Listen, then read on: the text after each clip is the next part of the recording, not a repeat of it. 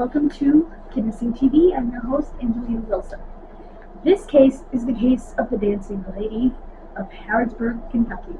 In 1840, a woman was found dead and never identified. Her grave marker, which you'll see in the poster because there's no picture of her, no reconstruction.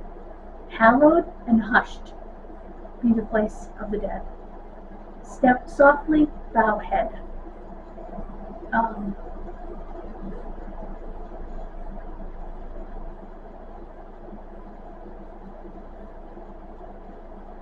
It's very unlikely she'll ever be identified, and I agree with that.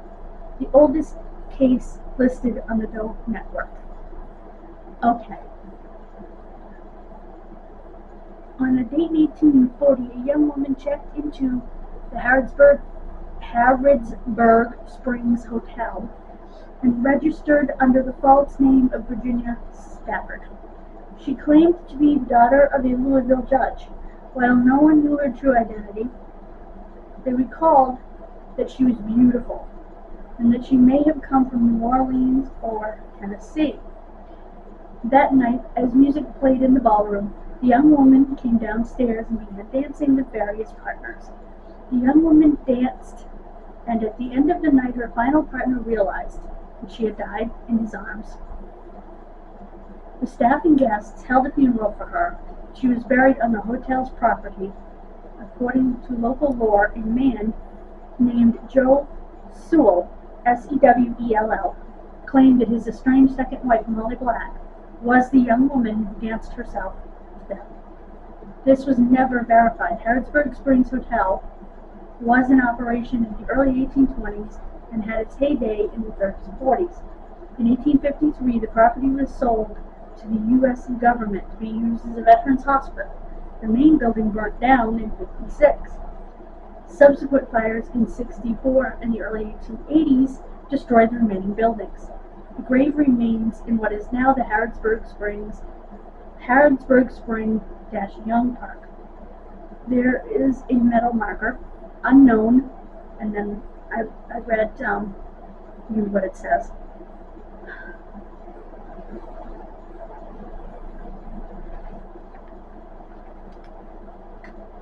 Residents of Mercer County, historians, ghost hunters, all interested in the case. And those dedicated to the Doe Network.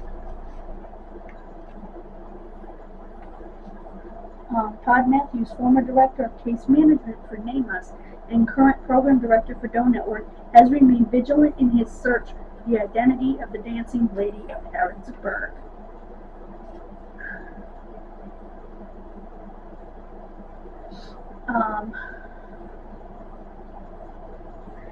He has been recently joined by Lynn Smelzer, PhD, a researcher, writer, and scholar with a doctorate from Michigan State University, who has dedicated herself to researching the incident surrounding the death.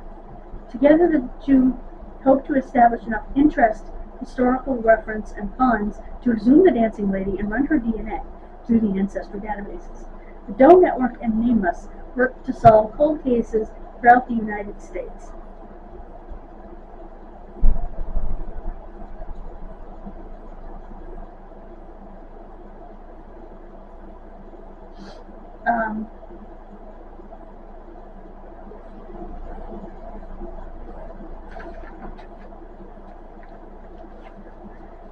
He learned through articles that she had been the oldest case on the Doe Network.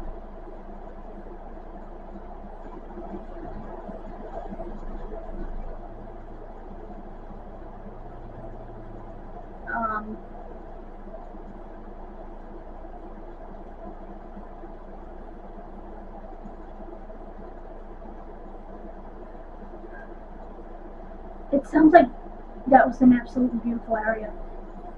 Historical Graham Springs, located in the heart of Mercer County, the Mineral Springs Resort was called the Mecca of Southern Society by Sally E. Marshall Hardy as part of the American Historical Register, published in 1895.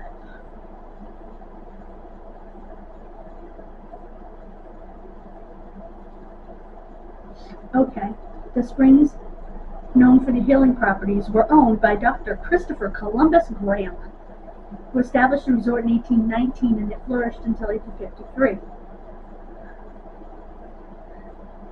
They say that there are many old articles talking about all the lavish parties.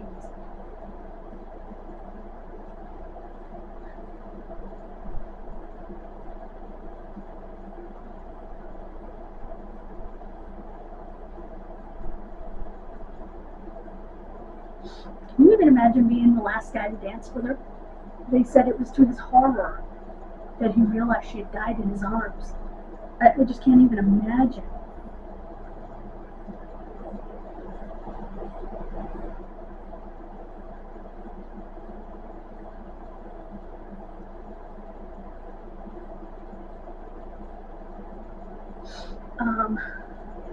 One newspaper even posted that she was identified as Molly Black. So, well, no.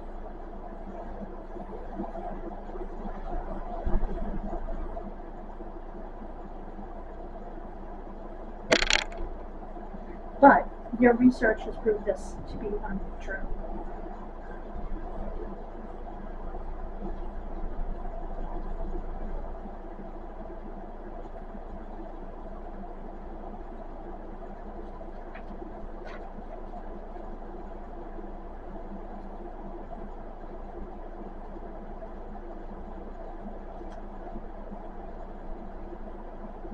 Interestingly, this is the evidence that they found. This is a quote from Dr. Smelser. I located a stamp collecting club that had a Confederate stamp on an envelope addressed to Molly Sewell of Tazewell, Tennessee. Said Smelser continued, "This is the same town where Joe Sewell and his wife Molly Black Sewell lived. One story goes that his wife left him and that he said she was the lady who danced herself to death. But this stamp club has evidence that she was alive and well in Tennessee in the 1860s.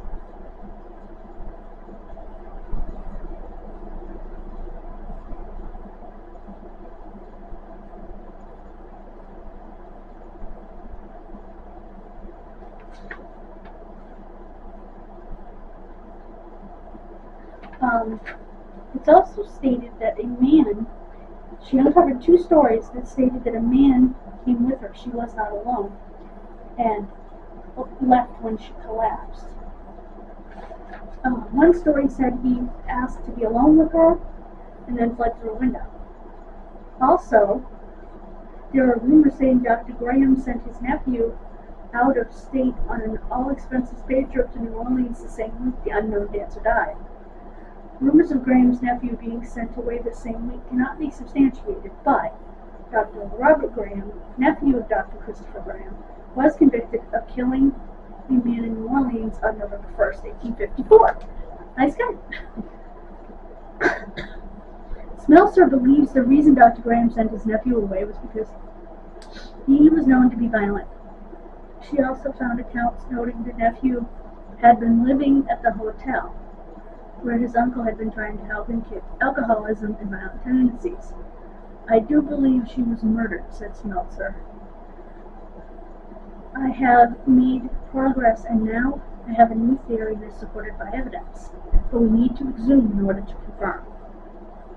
Matthews said due to circumstances such as a stone coffin, exhuming wouldn't be very expensive. That's good. The cost of this can be very low. The grave can be opened as easily as the Scott County case in 1998.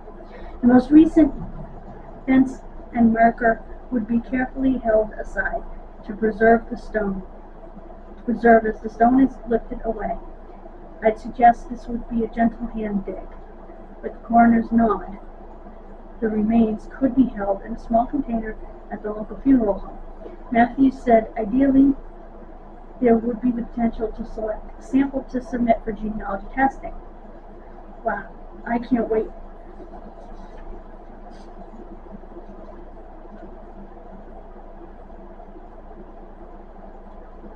Um, I want to read this quote because I think this is very important, and I've already done it. So, as a proactive act, anyone that is interested can upload their raw data from consumer DNA testing services.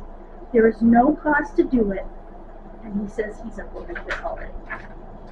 As have I.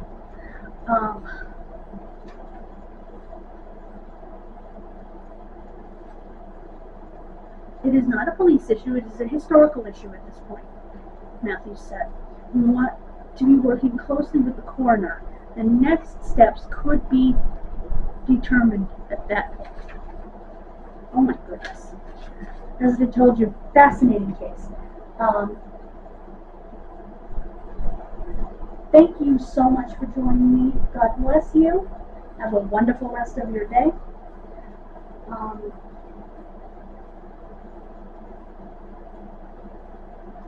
I will see you next time with more Unidentified August.